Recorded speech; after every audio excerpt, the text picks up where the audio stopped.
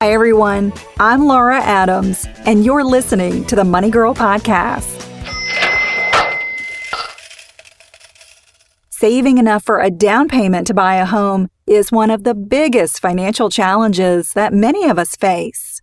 In the first episode of this two-part series, I cover how much home you can afford and the amount you typically have to pay for a down payment. Plus, I give several resources for federal and local down payment assistance. So if you haven't downloaded part 1, be sure to listen to episode number 299 first.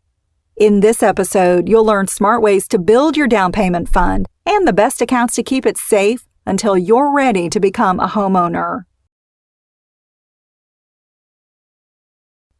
Down payment money to buy a home typically comes from savings that you build up over time. For instance, let's say you estimate that you'll need a total of $20,000 for a down payment plus closing costs. You could create a goal to put aside $417 a month for 4 years, or $833 a month over 2 years to accumulate the full amount. A common question is whether you should invest down payment funds or keep them safe in a low-interest bank account. My advice is to never invest money that you might need in less than 5 years. That's because the value of your down payment fund could plummet the moment you find the home of your dreams and leave you unable to buy it and very disappointed.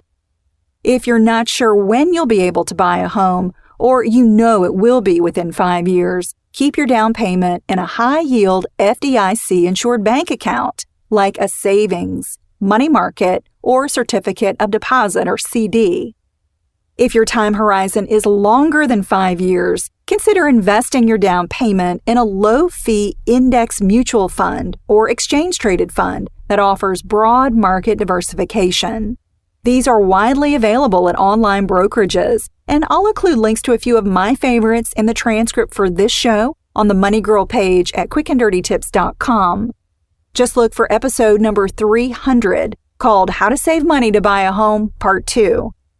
You'll probably accumulate enough for a home down payment sooner than you think if you trim the fat out of your budget or find additional ways to earn more. My book, Money Girl Smart Moves to Grow Rich, gives you hundreds of ways to make the most of your money and shows you step-by-step how to create and stick to a realistic spending plan. Here are 5 money-saving tips to turbocharge your down payment savings. Saving tip number 1, downsize your housing. Housing takes a big bite out of income. If you move into a less expensive home for a few years, you'll save money on rent that can be used to boost your down payment fund. Saving tip number 2, get a roommate. Find a roommate on sites like Craigslist.com, Roommates.com, or Roomster.com to share housing and food expenses. Saving tip number 3, make it automatic. A powerful tactic is to put your savings on autopilot. If you have direct deposit at work, have your employer send a portion of each paycheck to a dedicated savings account. If you don't have direct deposit or are self-employed, set up a recurring monthly transfer from your checking account to a savings account. If money never hits your checking account or is transferred out quickly, you won't be tempted to spend it. Saving tip number 4, bundle services. While you're saving for a down payment, consider canceling services like a telephone landline or cable TV. If that's completely out of the question, find out if there's a less expensive plan or opportunity to bundle services and save. Saving tip number 5, shop insurance. If it's been a while since you shopped and compared prices for insurance, this is an area where you could really be leaving money on the table. Use online sites like insurancequotes.com or autoinsurancequotes.com to get free quotes from top insurers so you can cut the cost of your insurance. Besides building up your savings, a creative way to buy a home is called a lease option. A lease option is an agreement between a tenant and a homeowner that allows you to rent a property with the option to buy it. The owner may charge you a premium for the option, such as an upfront fee or rent that's a little higher than market value.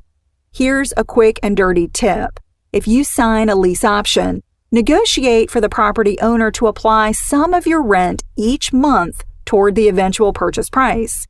That way, you'll automatically have down payment funds if you exercise the option to buy the property.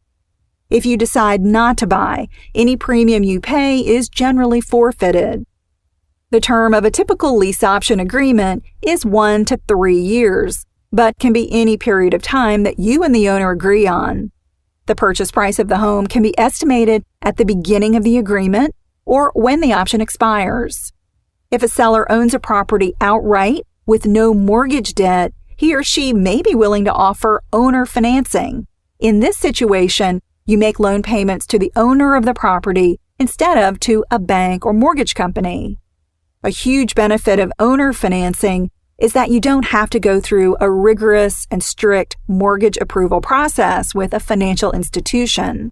However, the interest rate a seller charges may be higher than the going market rate, so be sure to weigh the pros and cons of a seller-financed deal and seek the advice of a real estate attorney. Ask a real estate professional about which properties on the market have the potential for creative financing. Landing a lease option or getting seller financing can be the key to buying a home with very little money down. Another way to come up with down payment money to buy a home is to tap a retirement account, like an IRA or 401k. In next week's episode, we'll cover the retirement account rules and whether rating them for a down payment is a good idea. I'm glad you're listening. Cha-ching! That's all for now, courtesy of Money Girl, your guide to a richer life.